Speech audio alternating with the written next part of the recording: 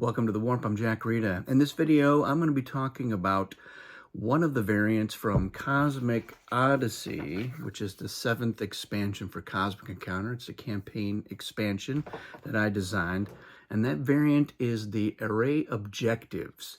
So it comes with 16 of these objective cards that you use in one of your campaign games. So the way the games work in the campaign is you're going to have an age card that has a scoring element at the bottom. So in this one, for instance, you're going to get 3 points for each foreign colony you have and 2 points for each home colony that you have. And the player with the most points will be ranked first for that game. With the array objectives, you actually have additional ways that you can score points. So what's going to happen is you're going to take 4 of these at random and you're going to play them face up for everyone to see. And they all know that these are additional ways that they can score points for that game. So at the end of the game, the player that wins the game isn't necessarily going to be the one that has the most points. So you'll score up all the points, and that will determine your ranking. So give you some examples here. This one is called Emptiest Mind. So you're going to get 8 points if you have or you're tied for the fewest cards in hand. And 0 would be the absolute fewest that you could have. So that's an additional 8 points that you would score for that game. This one's called Luminosity. You're going to get 7 points for each flare that you have in your hand at the end of the game. This one's called Hordist. And you're going to have or be tied for the most cards in your hand. That gives you 9 additional points. Warmonger will give you 5 points for each negotiate card that you have in your hand. And there's a lot of other ones as well. So most ships or fewest ships in the warp, that's the out of warp one. Synced Mind, 7 points. 7 points if you have the same number of cards in hand as at least one other player. So that's a little bit of a weird one. This one is great. It's Stockpiler. Add the value of each reinforcement in your hand to your score.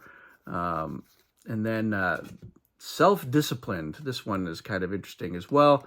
Add half the value of the highest attack card in your hand, rounded up to your score. So there's a whole bunch of these. And so as you're playing, you can look at those and you can keep track of those throughout the game, and knowing that I'm trying to have I want to have the same number of cards in my hand as another player, but do you want it to be a player who has way more foreign colonies than you? Maybe not, because they're going to get those points as well.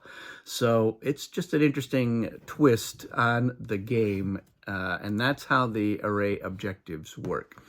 So let me know if you have any questions about the array objectives, and if you've been using them, let me know which ones do you like the best. Are there any interesting stories you've had? We had one in a campaign where it was the most ships in the warp, and at one point it seemed like, oh, it's definitely going to be this player.